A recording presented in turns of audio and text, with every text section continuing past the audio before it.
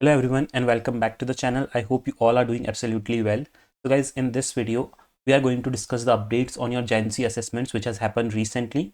And I know for most of you are also currently in the process only for which the technical assessments have not happened. And for you, if it has happened, then what is the next steps that you need to do? Okay, so all of this we are going to cover in this video, and I have also seen your comments on the recent videos. Like I have appeared for aptitude in a better way, but my coding part was not good. On the other hand, some have said that my aptitude was not that well, but my coding was very good, right? So is there any chances of selection of mine, right? So we are going to see in detail. This is the detailed analysis. Okay, what is going to happen and how can you start preparing right now only, because you will get a very less time. If you get selected also, your next interview will happen very soon, so you will have very less time. So you should, instead of focusing on whether if I get selected or not, you should start focusing on how can you prepare in a better way. Okay, so before we start the video, if you are new to my channel, make sure to subscribe to the channel as I regularly upload these kinds of helpful videos for all of you. Also, there is a complete playlist on Cognizant Prep on my channel, in which I will be also uploading interview preparation related videos for your GenC interviews very soon. Make sure to check those also. Okay, so now without wasting any time, let's start with our today's topic. So first of all, many of you have already completed your technical assessment. So this was the email that you have received in your last assessment for your last technical assessment. Okay, after which you have taken your technical assessments. Now what is next? Okay, so in this video, it is going to be very important because we will be discussing the latest updates on GenC hiring, which is for 2025. And many of you are having the doubts about your hiring process, assessment results, what are the next step. Okay, so before we begin, make sure that you like this video and let me know your status in the comment section, because then only I can guide you in the exact way. Because right now all are on different levels. For some, aptitude is currently going on, whereas for the other, technical assessment is going on. Whereas there are some who have already cleared, like already completed both of their assessments. So make sure that you currently comment down your current status so that I can guide you in a better way. Okay, so let's see the aptitude and technical assessment related updates. Okay, so Cognizant has recently conducted a pool hiring drive, we all know, across multiple colleges. As of now, most of the students have completed their aptitude and technical assessment. Okay, so now let's talk about the difficulty level of the test. Okay, how was the difficulty level? So this year the aptitude assessment was slightly tougher as compared to the previous years. The difficulty level can be categorized as medium to slightly difficult, I would say, meaning that some of the questions required extra effort. Okay, and the test had two parts. If you don't know, like one was aptitude and the other was gamified round. Okay, and the difficulty level of general aptitude was moderately to slightly tough, I would say, and for gamified assessment it was easier in comparison to previous times. Okay, so for those who practiced well for the gamified round, it may have felt easy. Okay, because I have also posted videos related to that in my playlist, right? If you have prepared from them, you might have felt it easy. However, the overall difficulty of the technical assessment was, we can say, it was in medium range. Okay, now talking about the cutoff criteria. Okay, cutoff and selection criteria. How much will be the cutoff? Will we get selected or not? So once you complete your aptitude assessment and technical assessment, the next step in your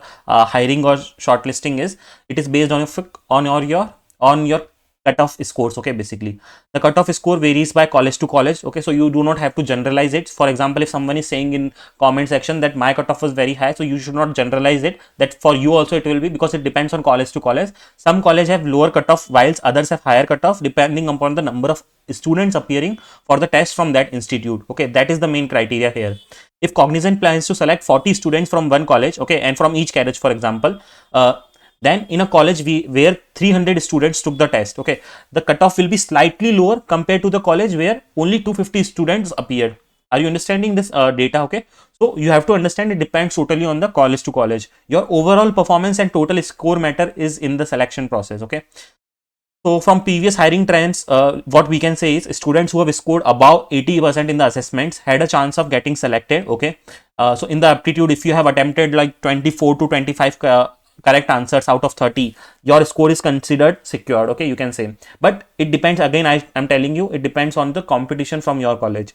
Even if you scored 18 to 20 correct answers also, you still have a good chance. Okay, but on the other hand, some have told that we, because of some glitches, we were not even able to attend the aptitude also. So those should also not get disheartened, because until the final results come, everyone should have a chance, I would say. Okay, Similarly, in the technical assessment, a solid performance will increase your chance of your selections. Okay, and I would suggest that if you have prepared from my technical assessment videos, many of you can easily have able to attempt your SQL part. Okay, because it was very similar. The questions were exactly kind of same, and apart from that, your HTML based questions were also same.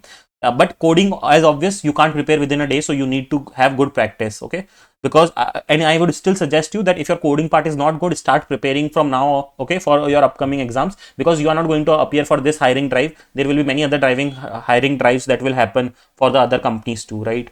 Okay, now we have discussed so far, okay, about the cutoff, what were the assessments, how can you, what you have done and what you will do. Now, what are your next steps going forward? Okay, so if you have completed your assessment, the next step in your is your interview preparation. Okay, because let's suppose that after few days your results will come, and then maybe within 1 or 2 days you will have your interview. At that time, in a hurry you can't do, because you know your final role that you will get depends on all these things. Okay, like your aptitude, your technical assessment, your interview. So all this will decide which role you get. Either you get a GenC Pro or GenC Next. Okay, so you have typically, like I would say, 7 days, okay, for your interview preparation.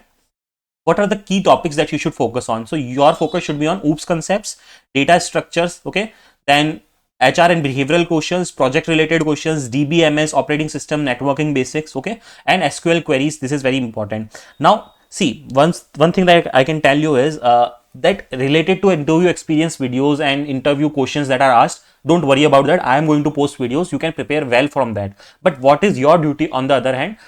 First thing is to prepare from those videos, and apart from that, I have already told you these concepts. Okay, now you have to go to internet, search these concepts. There will be like one page summaries or one page, you know, quick revisions will be there on each of these topics. You have to do that, because when you do that, you will have understanding of how to answer, because I will try to cover as much as questions, but on the other hand, conceptual based things I will not be able to cover everything, right? Because in OOPS we have so many concepts, right?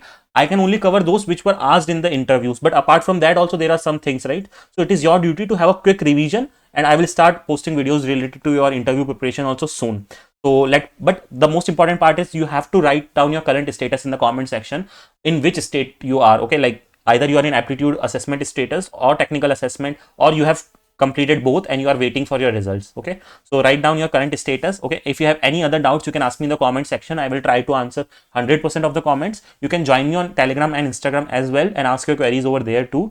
Make sure to subscribe to the channel if you haven't done yet, because it is very important. I am going to post a lot of important content, not about just GenC, but very soon the off-campus drives of other companies like TCS, Wipro and all are going to happen, and they will also pay you the same package, like around 4 to 7 LPA. So it is very important for you to subscribe to the channel so that you don't miss those off-campus drives and hiring updates. So that's all for this video. To see more such content, make sure to subscribe, and thanks for watching the video.